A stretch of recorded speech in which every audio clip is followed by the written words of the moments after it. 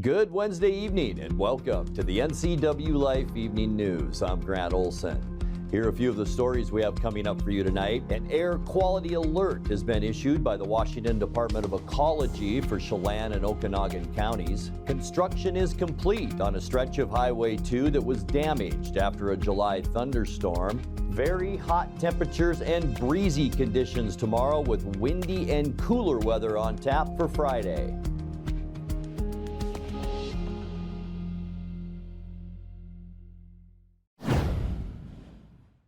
Douglas County Sheriff's deputies evacuated a portion of Bridgeport on Tuesday morning after a resident reported finding a stick of old dynamite. Under Sheriff Tyler Kale said the explosive was found in a family shop building, but the situation was complicated by the fact that the person who found the stick placed it in a vehicle and then parked it on the street before calling. On the advice of the Army Explosive Disposal Unit in Yakima, the sheriff asked everyone within 400 yards of the address to shelter at the Bridgeport High School gym while the dynamite was removed. Kale says the disposal squad took the dynamite to a county gravel pit where it was safely destroyed. The former teacher accused of raping a woman in a Chelan home will face trial in October. 52-year-old Darren Daniel Hunter has been held in the Chelan County Jail since his arrest July 30th, charged with first-degree rape, second-degree assault, robbery, kidnapping, and drug offenses. Sheriff's deputies say a woman accused Hunter of sexually assaulting her after he brought her to his home with the promise to sell her prescription drugs. Hunter was previously a teacher in the Seattle School District, but left his job after pleading guilty last year to misdemeanor assault with sexual motivation against a woman he had dated. His bail has been set at $5 million. Jefferson Robbins for NCWLIFE. If you've been seeing a heavily armed police response at Kashmere High School this week, there's no need for alarm bells. The Chelan County Sheriff's Office has been using the school as a site for active shooter training. A similar training was held at Wenatchee Valley College in June, where first responders from several agencies simulated a shooting and mass casualty event. The Sheriff's Office says these trainings were built off previous related exercises, including the one at WVC and other school districts. The trainings at Kashmere High School began on Monday and will continue until tomorrow, August 17th. An air quality alert has been issued by the Washington Department of Ecology for Chelan and Okanogan Counties. Smoke from the Sourdough, Dome Peak, and Blue Lake wildfires is causing the conditions to fluctuate between moderate and unhealthy. Chelan Douglas Health District officials are advising residents to stay inside during periods of unhealthy air quality, as it can cause shortness of breath, headaches, and other symptoms. The health district also urges residents to be aware of air quality conditions to avoid negative health impacts. The alert for Chelan and Okanogan counties runs through 9 a.m. on Friday. When we come back, if you're a gardener and love tomatoes, then you're invited to a tomato tasting gala hosted by the Washington State University Master Gardeners. And popular for their drinks, Boba Labs is now breaking into the dessert world. I'm Grant Olson, and you're watching the NCWLIFE Evening News. We're turning up the heat with the hottest deals of the year. Right now, during the hot summer clearance sale, only at Click It RV. #1 in sales and service. The best RV brands. Over 1,000 to choose from. And the best deals of the year on remaining 2023 model year-end clearance with incredible 30% off. Brand new RVs discounted up to 30%. Save thousands. Plus, no payments until 2024. During the hot summer clearance sale, now only at Click It RV. 5 superstore locations. Hurry in today. Enjoy the sounds of summer from your very own pool and spa. Blue Lagoon is now scheduling pool installations for this summer. Call today to schedule a free consultation for a custom San Juan fiberglass pool. And let the experts at Blue Lagoon handle the construction, installation, and regular maintenance. Turn your boring backyard into vacation paradise this summer with industry-leading San Juan pool. No need to go off the deep end. Relax knowing you're in great hands with Blue Lagoon Pool and Spa. Construction is complete on a stretch of Highway 2 that was damaged after a July thunderstorm. Mud and debris slides caused by the storm left collapsed shoulders on the roadway. Highway 2 was shut down between mileposts 163 and 170 for construction and has been closed since early July. The damage led Governor Jay Inslee to issue an emergency proclamation that authorized extra state resources to help reopen the area. The Washington Department of Transportation said the roadway has reopened a week ahead of schedule. If you're a gardener and love tomatoes, then you're invited to a tomato tasting gala hosted by the Washington State University Master Gardeners. Activities will include tasting a wide selection of both common and uncommon tomato varieties, deciding what tomatoes you want to grow next, and consulting with the diagnostics team on tips and tricks for your garden. The gala will take place at the Community Education Garden located at 1100 Northwestern Avenue. It'll be in Wenatchee this Saturday, August 19th from 10 a.m. to noon. Popular for their drinks, Boba Labs is breaking into the dessert world. Owners Hero and Vasti Alpire say a selection of bubble waffles is now available exclusively at the East Wenatchee location at 610 Valley Mall Parkway. Where a regular waffle is covered in squares, these are covered in puffed circles. Think of the waffle version of bubble wrap. Each comes filled with ice cream and special toppings. Flavors include Oreo Nut, Caramel Fusion, Vanilla Nebula, and Cosmic Trip. You can visit their website to view their full menu. Coming up next in tonight's feature story, the Wenatchee Valley YWCA is proposing a $145,000 privately funded mobile needle exchange for IV drug users in Chelan and Okanogan Counties, and the plan has its skeptics. Record hot temperatures possible again tomorrow with cooler weather Friday and this weekend. I'll have all the details in your complete North Central Washington weather forecast. That and much more still to come tonight. Please stay with us. Pybus Public Market is on the move to make parking, dining, shopping, and events an even better experience for our community. Check out the progress that has already been made towards the revitalization.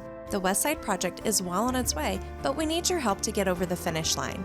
All donations are greatly appreciated and can be made online at our website or in person at the business office. We want to thank those who have already partnered with us. You are helping make the place we love a better place for our community to meet. Hi everybody, Dan Coos alongside Jesse Coble from Alpine Air. My heat pump there's like steam coming out of it. It's making weird noises. Is this something I need to be concerned about? No, Dan, that's normal operation. Refrigeration technology steals heat from the outside, transfers it to the inside, and it creates frost on your heat pump. The defrost cycle melts that off, which creates steam and a little bit of noise. That makes sense. Turn to the experts at Carrier and Alpine Air. For heat and air, call Alpine Air. Thanks, Jesse. Thank you. Needle exchange programs for IV drug users are already in place through public health agencies in Grant and Okanogan counties. Now, the Wenatchee Valley YWCA is proposing a $145,000 privately funded mobile needle exchange for Chelan and Douglas counties. Advocates say it's a safe way to minimize the harm of IV drug addiction and take used syringes off the streets. In a special joint meeting on Tuesday to share information about the project, elected commissioners for both counties voiced skepticism. Our idea is that it will be a mobile program. There is some pretty good research and data that supports the success of a program like that. And by a mobile program, what I'm talking about is a cargo van that has harm reduction supplies in it that is staffed by trained individuals to give out harm reduction supplies and to broker resources for folks. Because again, the end goal here is to get folks to the resources and to the help that they need, and to be able to meet people where they're at and not necessarily expecting people to get to a brick and mortar. Ultimately, in my mind, SSP programs have three main goals. It is to reduce the need for acute care in the community and the individual who, by utilizing dirty needles, would have risk for infection and increase hospital and medical needs, is to ensure that we reduce the number of dirty needles on the street and in the community. So again, one of the aspects of it is public safety and ensuring that we are bringing in dirty needles and safely disposing them in our community through an SSP program. And then ultimately, really the third and the primary driver of it is to connect individuals in probably one of their points of lowest despair, and being an individual out there to connect them with services and bring them into the community and get them into recovery services. Have you guys considered the unintended consequences of the fill the dreams mentality? If you build it, they will come. That's okay. I'm concerned about that. I think that's something that needs to be considered. We do have people that need resources. We do need to get people into treatment, but we can only treat so many people. And if we create an environment that's welcoming to outside, addicts and people coming here, at some point it's going to become overwhelming and we're going to be worse off than we are today. I don't disagree that outreach is paramount, that those connections need to be made. But I guess I struggle with the thought that the needle exchange needs to happen. So for me, it's you're handing the gun to people that already have the bullets. And I have a really hard time with that. Just because it's been successful in other counties, like Kevin mentioned, I don't think it means that we should just automatically do it for ours. It's this, if you build it, they will come mentality comes from, it assumes that people aren't already here. They're already here they're getting needles from somewhere. The problem is that they're getting these needles from dirty sources, which then eventually could lead to that. Or what you don't see is that they're not seeking health care. I now have a $1.2 million funding to help mental health pilot in emergency departments. So I've been up in Tonasket where we're starting that program to bring mental health in. And what I'm witnessing is the amount of overdoses that are happening in that community and how much needle problems are happening. People are coming in with wounds on their arms that are seeping, that are needing help. And part of this is about early intervention. While one piece is about needles, the other piece is about how do we get these people that are in these trailer parks that are homeless encampments and help get them into treatment. All right, let's take a look now at your North Central Washington weather forecast, and I hope your Wednesday was a good one. Another scorcher out there and another record high day, but today it was hazy heat out there. This was a look at Wenatchee this afternoon from our jump-off ridge Sky-Fi tower camera. You can see Wenatchee Heights right there in the middle of the screen, and yeah, Wenatchee and East Wenatchee down there. Our air quality number at last check was only about 50, and that's right on the line between good and moderate. And on the other end of the spectrum, OMAC checking in at 173, which is unhealthy air. So most of that is to our north, but as you can see, we did see some of it. And we saw plenty of heat today as well, and we're not done yet. We still have that extreme heat warning in effect until 11 o'clock tomorrow night. And look at some of these temperatures that we are expecting once again tomorrow. Yeah, a lot of 100 to 105 degree temperatures. Remember, stay in a cool place if you can. Get into air conditioning and stay hydrated. That is so important if you do have to be outside. All right, it got hot today. And as I mentioned, we set another record high. And with the hot temperatures, of course, it's drying things out. And as we get into Thursday afternoon, and especially into Friday, we're going to see breezy to even windy conditions. We will begin a slow cool down beginning on Friday, but boy, that is sure going to elevate the fire concerns all over North Central Washington. We've already got about 4 fires burning up in Okanogan County, and that's where we're getting that smoke, so we sure don't need any more, but just be aware if you're outside, be awfully careful the end of this week. Today, we set a record 104 degrees unofficially today. Our old record 103, and that stood since 1967.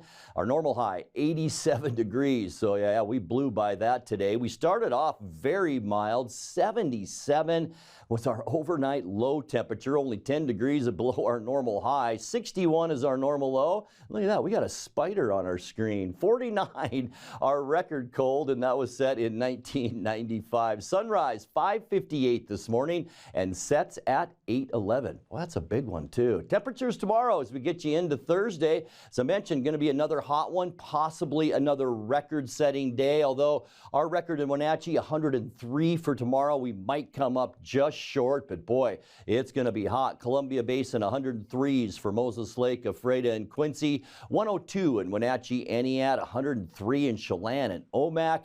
You have been scorching hot this week. Your high temperature tomorrow, 105 degrees. All right, let's get you into tonight. Clear skies out there, courtesy of this large area of high pressure. And here's the low that we've been talking about the last couple of days. It's really pumping up that desert heat up our direction. Remember, counterclockwise around an area of low pressure, so that's bringing up the heat. Thursday, high pressure to our west, low pressure to our northeast, and that's going to tighten those pressure gradients, bringing some breezy conditions to us in the afternoon. But boy, is it going to be hot again tomorrow, into the low 100s for most of us. Ending our work week on Friday. This is where we will really see the windy conditions, I believe. Mostly sunny skies, winds at least 10 to 20 miles an hour on Friday, elevating those fire concerns as we talked about, but cooler too. High temperatures near 90 on Friday, and that cool down will continue as we get you into the upcoming weekend. Still awfully clear skies all over the area, but it will be cooler Saturday. How does mid to upper 80s sound? I think it sounds pretty good after the last few days. And then by Sunday, there's that great big area of high pressure still out in the Pacific. But with low pressure all over the west coast, we're going to see partly cloudy skies and possibly an isolated shower will touch the Wenatchee Valley on Sunday. High temperatures in the upper 80s. And then Monday, it looks like to me we have a good chance for thunderstorm activity. Mostly cloudy, and look at the entire state of Washington almost, and even heavy thunderstorms possible in central Washington. High temperatures on Monday in the mid 80s, will actually be slightly below normal. And then by Tuesday, things stabilize somewhat. Excuse me, mostly sunny skies. We'll get back to that mild weather with high temperatures at the end of our forecast Tuesday. Nice into the mid and upper 80s. All right, your 7-day forecast now. Get ready for another warm one overnight. 76 degrees, hazy too, and expect that on our Thursday. A little bit breezy in the afternoon tomorrow as well. 102 degrees our high, and then we go down about 12 degrees for a high on Friday. Windy conditions, and that cool off will continue as we get into the upcoming weekend. Mostly sunny Saturday at 87. An isolated shower not out of the question for Saturday and 87. And then I think the best chance that we will see the wet stuff will be on Monday. Boy, I'm not hoping that we don't see any lightning with those thunderstorms. We definitely don't need that. 85 our high Monday, and then by Tuesday, mostly sunny and seasonal with a high temperature of 87. And that's a look at your North Central Washington weather forecast. Coming up next, tonight's sports report with Eric Granstrom and more as the NCWLIFE Evening News continues right after this. I have no idea what I'm doing. That's why we need you. We need people to run cameras so I can get back down on the broadcast and talk about what's going on. We pay $75 per event. If it's sports, if it's a parade, if it's Apple Blossom, if it's the Super Oval, $75. If that sounds like some extra good money for you, we'd love you to be part of our team. All you have to do is email me, sports@ncwlife.com. sports@ncwlife.com. In the meantime, I gotta go figure out this camera.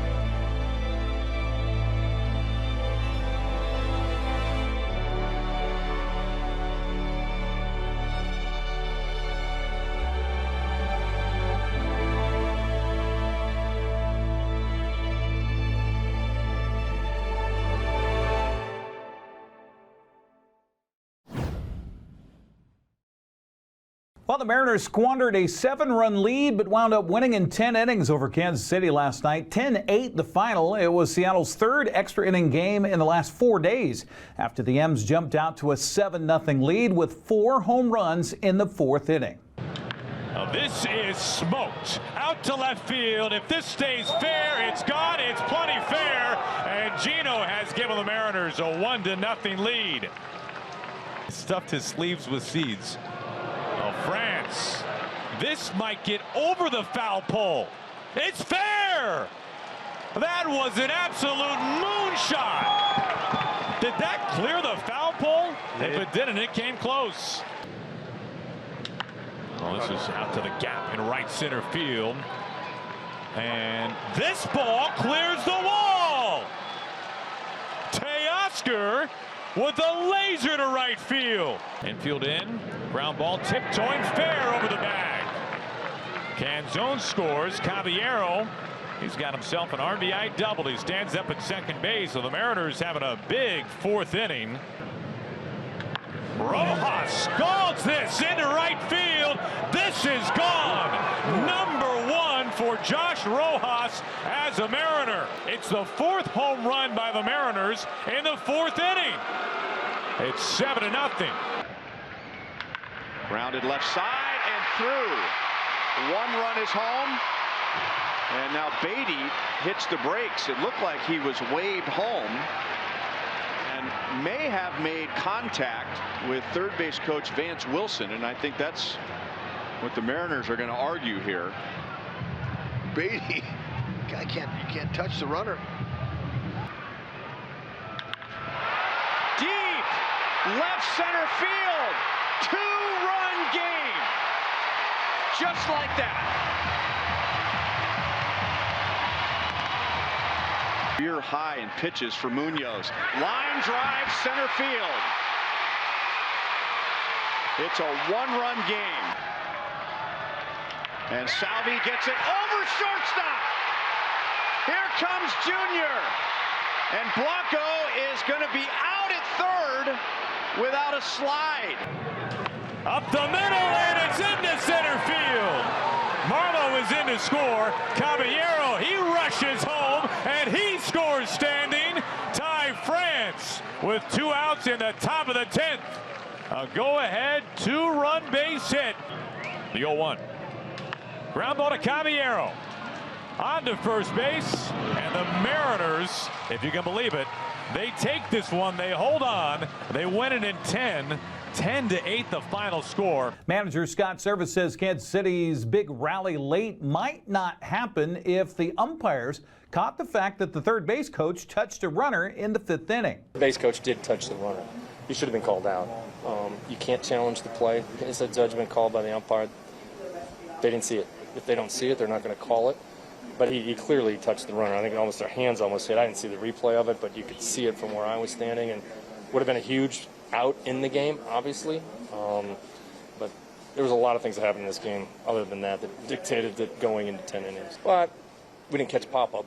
First of all, again, we opened the door. And when you open a door against a young team like this, they just keep after it. They keep swinging. But I thought Emerson was effective. He got after it, was very aggressive with his fastball and secondary pitches. A little inconsistent, but you look up, there's 4 shutout innings. You feel good about heading him. We're up 7-0. I'm thinking, okay, we can maybe get 6 innings out of Emerson tonight. And then, obviously the 5th inning got away from us. With the big grand slam there to get them back into the game. But it all started with a drop, pop-up that fell in, just like the 9th inning. Starts with an error, and you open the door, and they took advantage. Ty France came through with 4 hits on the night, including the game winner in the 10th. He met with Root Sports Northwest Jen Mueller after the win. Is there something about being here that just makes you feel comfortable at the plate? I don't know. I just see the ball well here. We have a good game plan going in against these guys and just putting good swings on the ball here. Before I get to your individual performance, what is it about the way both these teams approach the game that's led to so much drama in the late innings the last couple nights? Yeah, I think it's just 2 scrappy groups. They don't give up over there. They just keep fighting and fighting. That's just how the game is going. And fortunately, we came out on top today. Now with you, a number of big hits. What's different about your swing?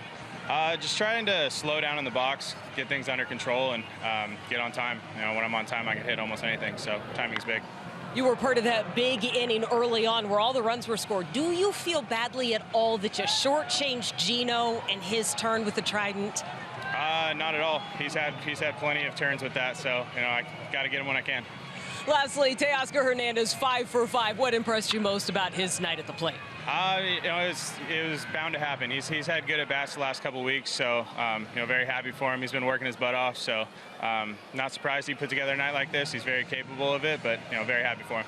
Teoscar Hernandez had his first career 5-hit game. Seattle and KC meeting again right now, and the third of that 4-game series on Root Sports Northwest. Turning to other American League action last night, Yonder Diaz, Lance McCormick, and Kyle Tucker each homered in Houston's 6-5 win over Miami as the Astros remain 2 games in front of Seattle in the wildcard race. Nolan Arenado and Jordan Walker each homered in a 4-run first inning to propel St. Louis over Oakland 6-2. Corey Seager homered twice and drove in 5 runs for Texas as the Rangers beat the Angels 7-3. Well, the NFL was shocked to learn of the sudden death of former Seahawk Alex Collins on Sunday. The 28-year-old former running back was killed in a motorcycle accident near Lauderdale Lakes in Florida Sunday night when he crashed into an SUV. Coach Pete Carroll says the former 5th-round draft choice of the Seahawks will be missed. It's just heart-crushing loss for Alex Collins to be gone. He was a beautiful kid and a wonderful competitor and all that, but really it's the person that we'll miss the most.